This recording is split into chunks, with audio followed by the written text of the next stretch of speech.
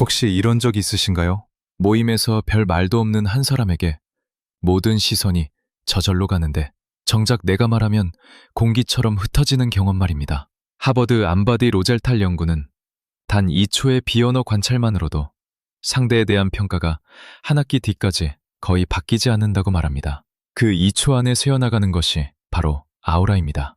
오늘 6가지 공통점을 함께 보시면 특히 6번째 하나가 앞에 5을 전부 뒤집는다는 사실을 확인하실 수 있습니다. 첫 번째 공통점은 시선입니다. 회의실에서 내 차례가 왔을 때 시선을 어디에 둬야 할지 몰라서 허공을 바라보거나 슬쩍 테이블을 내려다봤던 적 있으신가요? 분명히 할 말은 준비했는데 눈이 먼저 흔들리는 순간입니다. 그리고 그 순간을 상대는 여러분보다 먼저 알아차립니다. 2006년 프린스턴 대학교의 제나인 윌리스와 알렉산더 토도로프 교수는 아주 흥미로운 실험을 진행했습니다. 사람들에게 낯선 얼굴 사진을 딱 0.1초만 보여줬습니다. 눈 한 번 깜빡이는 시간도 안 되는 찰나입니다. 그런데 참가자들이 그 찰나에 느린 신뢰감, 유능함, 호감도 판단은 시간을 충분히 주고 다시 본 판단과 거의 똑같았습니다. 더 놀라운 건 시간을 늘려줘도 판단 자체는 바뀌지 않고 확신만 더 커졌다는 사실이었습니다. 다시 말해 우리는 누군가를 0.1초 만에 읽어내고 나머지 시간은 그 첫 느낌을 확인하는 데 쓰고 있다는 뜻입니다. 그 0.1초 안에서 가장 크게 새어나가는 것이 바로 시선입니다. 흔들리는 시선은 상대의 무의식에 한 문장을 흘려넣습니다. 이 사람은 안전하다, 만만하다. 반대로 아우라가 있는 사람의 시선은 공간을 억누르지도 노려보지도 않습니다. 그저 한 지점에 부드럽게 정착합니다. 카페에 들어온 큰 개가 꼬리를 마구 흔들지 않고 한번 들러본 뒤 주인 발밑에 턱을 조용히 괴는 모습을 떠올리시면 됩니다. 경계하지도 안달하지도 않는 그 고요함이 곧 무게가 됩니다. 오늘부터 해보실 수 있는 아주 작은 연습 하나를 드리겠습니다. 대화할 때 상대 눈의 한 점, 예를 들어 왼쪽 눈동자 한가운데를 정해두고 3초만 시선을 머무르게 해보세요. 어색하면 지하철 유리 반사면을 보며 먼저 연습하셔도 좋습니다. 단 3초의 정착만으로도 공기가 달라집니다. 그런데 시선만 붙잡는다고 끝나는 게 아닙니다. 여러분의 내면은 또 다른 통로로 새어나가고 있습니다. 바로 목소리입니다. 두 번째 공통점은 목소리입니다. 혹시 이런 경험 있으신가요? 중요한 자리일수록 이상하게 목소리가 위로 올라갑니다. 떨리는 느낌을 숨기려 오히려 더 크게 말하게 되고 문장 끝은 질문처럼 올라갑니다. 회의가 끝나고 혼자 엘리베이터에 서 있으면 그제야 얼굴이 뜨거워집니다. 아, 오늘 또 망했구나. 분명히 준비는 충분히 했는데 왜 입을 열자마자 가벼워 보였을까요? 이유는 간단합니다. 우리 뇌는 말의 내용보다 목소리의 높낮이를 먼저 처리합니다. 높은 음은 불안과 복종의 신호로, 낮은 음은 안정과 권위의 신호로 읽힙니다. 상대가 의식하기도 전에 평가는 이미 끝나 있습니다. 내가 아무리 좋은 말을 해도 그 말이 올라탄 음의 무게가 가벼우면 내용도 함께 가벼워집니다. 이걸 실제 상거 데이터로 확인한 연구자가 있습니다. 마이애미 대학교의 캐시 클로프스테드는 2012년 미국 하원 선거 후보들의 음성을 전부 분석했습니다. 결과는 놀라웠습니다. 목소리가 낮은 후보가 유의미하게 더 많은 표를 받았습니다. 유권자들은 공약을 다 읽고 판단했다고 믿었겠지만 실제로는 말의 내용이 아니라 음의 무게로 투표한 셈입니다. 실험실에서도 같은 결과가 반복됩니다. 남녀 모두 낮은 목소리의 화자를 더 유능하고 강하다고 평가했습니다. 상상해 보시면 됩니다. 심야 라디오 DJ가 자정이 넘어가면 톤을 한 단계 낮추는 장면 말입니다. 아무 말도 특별하지 않지만 낮은 음 하나로 공간 전체가 가라앉습니다. 아우라 있는 사람의 말이 꼭 그렇습니다. 오늘 바로 해보실 수 있습니다. 휴대폰 녹음 앱을 켜고 안녕하세요. 저는 오오입니다. 를 평소 톤으로 녹음해보세요. 그 다음 반 옥타브만 낮춰 같은 문장을 녹음합니다. 두 파일을 나란히 들어보면 내용은 같은데 신뢰도가 완전히 다르게 들리는 그 순간이 옵니다. 그 차이가 바로 여러분이 오늘부터 가질 수 있는 무게입니다. 그런데 목소리를 낮춰도 한 가지가 더 남아 있습니다. 빈 공간을 참지 못하고 계속 말로 채우려 한다면 낮춘 목소리조차 금세 가벼워집니다. 세 번째 공통점, 침묵으로 이어집니다. 세 번째 공통점은 침묵입니다. 대화 중에 정적이 흐르면 어떤 기분이 드시나요? 왠지 내가 그 빈 공간을 채워야 할 것 같고 분위기가 어색해지는 것 같아서 안 해도 될 말을 꺼낸 경험. 다들 한 번쯤 있으실 겁니다. 집에 돌아와 이불을 덮고 누웠을 때 아까 그 말은 왜 했지? 하고 곱씹게 되는 그 순간 말입니다. 그런데 모임에서 아우라 있는 사람을 한번 떠올려 보세요. 그 사람은 정적을 무서워하지 않습니다. 오히려 그 정적을 자기 편으로 만듭니다. 말하지 않는 시간이 길수록 이상하게 그 사람의 한마디는 더 무거워집니다. 심리학적으로 침묵을 먼저 깨는 쪽이 심리적 우위를 잃습니다. 빈 공간을 견디지 못한다는 건 내 불안을 말로 채우고 있다는 뜻이기 때문입니다. 반대로 정적을 견딜 수 있는 사람은 상대에게 나는 급하지 않다는 신호를 보냅니다. 그리고 이 여유가 곧 무게감으로 읽힙니다. 이 원리를 가장 극단적으로 활용한 사람이 전 FBI 수석 국제인질협상가인 크리스 보스입니다. 그의 책 우리는 어떻게 마음을 움직이는가에서 그는 전략적 침묵을 협상의 핵심 무기로 꼽습니다. 말을 멈추면 상대가 그 공백을 견디지 못해 더 많은 말을 하게 되고 그 순간 정보와 주도권이 자연스럽게 넘어온다는 것입니다. 24년 동안 150건이 넘는 인질 협상을 성사시킨 사람의 결론이 많이 말하지 말고 견뎌라였다는 사실, 의미심장하지 않으신가요? 카리스마 연구의 권위자인 안토나키스 교수의 연구도 같은 방향을 가리킵니다. 카리스마는 말의 양이 아니라 리듬과 침묵에서 나온다고 말이지요. 드라마에서 주인공이 결정적인 한마디를 꺼내기 직전 배경음악이 뚝 끊기는 그 1초. 바로 그 정적이 무게를 만듭니다. 오늘부터 2가지만 연습해보시면 좋겠습니다. 첫째, 누군가 질문하면 속으로 하나, 둘, 셋을 센 뒤 답하세요.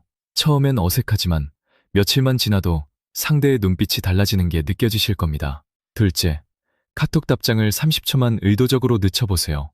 단지 그 짧은 공백만으로도 당신의 말이 달라 보이기 시작합니다. 그렇다면 정말 원치 않는 부탁이 들어왔을 때는 어떻게 해야 할까요? 네 번째 공통점. 거절에 그 답이 있습니다. 네 번째 공통점은 거절입니다. 혹시 이런 밤 있으셨나요? 분명히 하기 싫은 부탁을 받았는데 입에서는 네, 제가 해볼게요 하고 나와버린 경험. 심지어 웃으면서 거절을 했는데 그 다음 주에 더 많은 부탁이 쌓이기 시작했던 경험. 집에 돌아와 이불을 덮고 아, 내가 왜 또 그랬지를 곱씹어 보신 적이 있으실 겁니다. 이상한 일입니다. 분명히 나는 친절했는데 왜 점점 더 가벼워지는 느낌이 드는 걸까요? 여기에는 설득 심리학의 오래된 원리가 하나 숨어 있습니다. 애리조나 주립대 로버트 치알디니 교수가 정리한 희소성 원칙입니다. 사람은 쉽게 얻을 수 있는 것의 가치를 자동으로 낮게 매긴다는 이야기입니다. 반대로 귀하고 얻기 어려운 것에는 무게를 실어줍니다. 이걸 식당으로 한번 바꿔보겠습니다. 두 식당이 있습니다. 한 곳은 언제 가도 자리가 비어 있고 한 곳은 몇 주 전에 예약해야 겨우 들어갈 수 있습니다. 음식 맛이 똑같다고 쳐도 우리 뇌는 이상하게 예약이 어려운 쪽이 더 맛있을 거라고 느낍니다. 사람도 똑같이 읽힙니다. 늘 들어주는 사람은 언제든 열려있는 식당이 되고 기준이 뚜렷한 사람은 예약이 어려운 식당이 됩니다. 아우라가 있는 사람은 여기서 딱 하나를 다르게 합니다. 거절할 때 길게 설명하지 않습니다. 미안한 웃음을 덧붙이지도 않습니다. 미소를 띠며 거절하면 상대에게는 다음엔 해줄 거야 라는 신호로 읽힙니다. 그 순간 희소성은 사라지고 부탁은 또 돌아옵니다. 그래서 오늘 아주 작은 행동 하나를 제안드립니다. 휴대폰 메모장을 열어서 나는 절대 하지 않는 일 3가지를 적어보세요. 주말에는 업무 연락을 받지 않는다. 이름을 빌려주지 않는다. 내 가족 시간은 양보하지 않는다. 무엇이든 좋습니다. 이 3줄이 여러분의 경계선이 되어줍니다. 그런데 말입니다.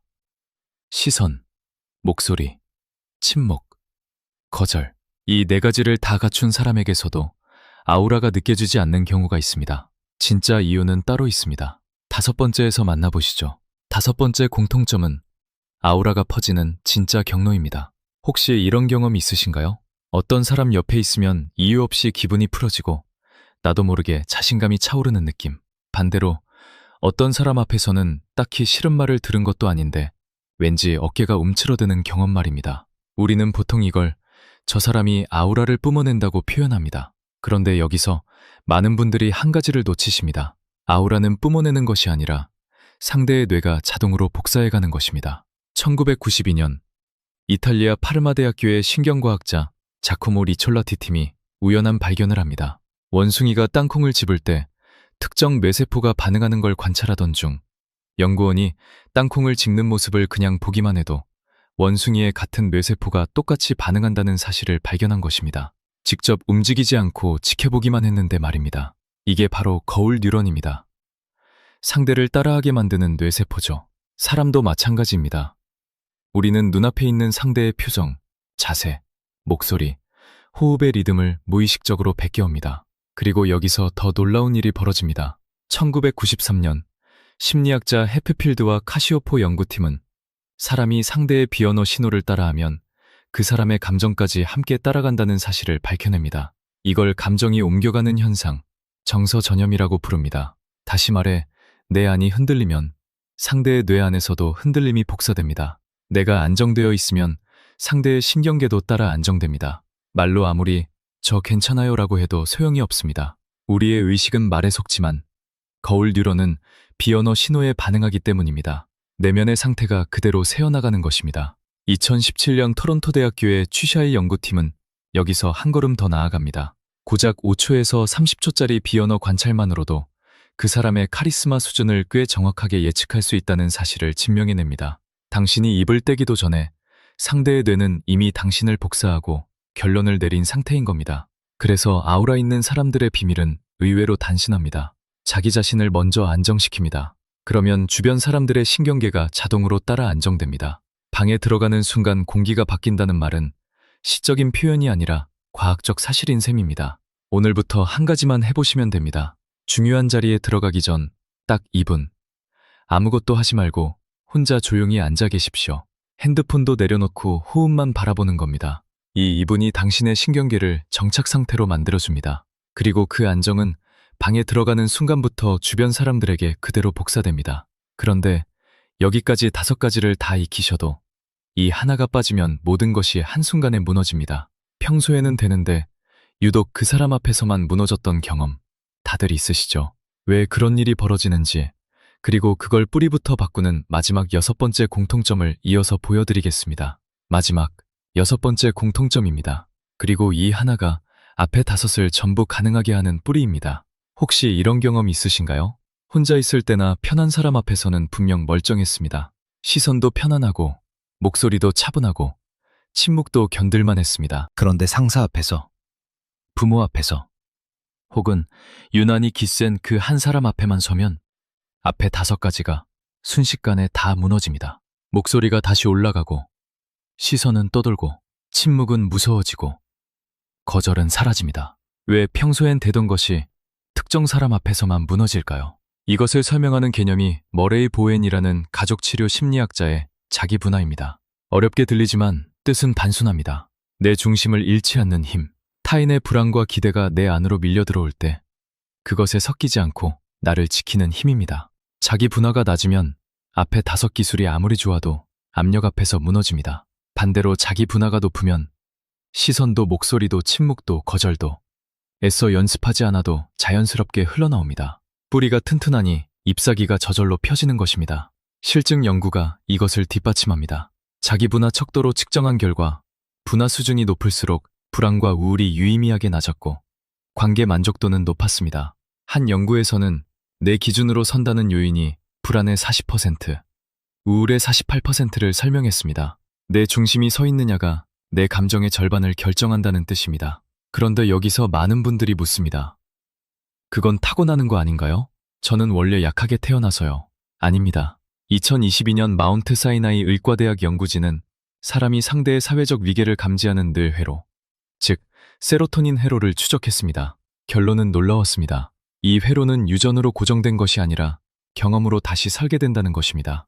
작은 승리의 경험이 반복되면 뇌는 나는 쉽게 무너지는 사람이 아니다라는 쪽으로 배선을 바꿉니다.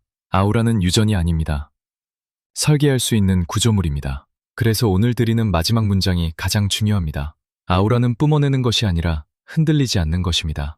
자기 기준이 선 사람은 혼자 있을 때도 덜 외롭고 같이 있을 때는 더 깊이 연결됩니다. 오늘부터 자기 전에 딱 한 문장만 자문해 보십시오. 오늘 나는 내 기준으로 살았는가? 이 한 문장이 세로토닌 회로를 조금씩 다시 짭니다. 그리고 그 변화가 내일의 시선과 목소리와 침묵에 저절로 새어나옵니다. 지금까지 6가지를 함께 살펴봤습니다. 흔들리지 않는 시선, 낮고 안정된 목소리, 침묵을 견디는 여유, 설명하지 않는 거절, 주변을 안정시키는 정서전염, 그리고 이 모든 것의 뿌리인 자기 분화였습니다. 결국 아우라는 기술이 아니라 내가 나로서 얼마나 단단하게 서 있는가의 문제였습니다. 내면이 정돈되면 시선과 목소리와 침묵은 자연스럽게 따라옵니다. 오늘 딱 하나만 시작해 보십시오. 자기 전에 스스로에게 한 문장만 물어보는 겁니다. 오늘 나는 내 기준으로 사는가? 이 질문 하나가 쌓이면 30년 뒤 당신은 완전히 다른 사람이 되어 있을 겁니다. 여러분은 6가지 중에서 어떤 공통점이 가장 와닿으셨나요? 그리고 오늘 어떤 것부터 시작해보고 싶으신가요? 댓글로 여러분의 이야기를 꼭 들려주세요. 제가 하나하나 읽어보겠습니다. 이런 심리학 이야기가 도움이 되셨다면 구독과 좋아요로 응원해주세요. 여러분이 조금 더 단단해지는 그 길을 앞으로도 함께 걸어가겠습니다. 오늘도 수고하셨습니다.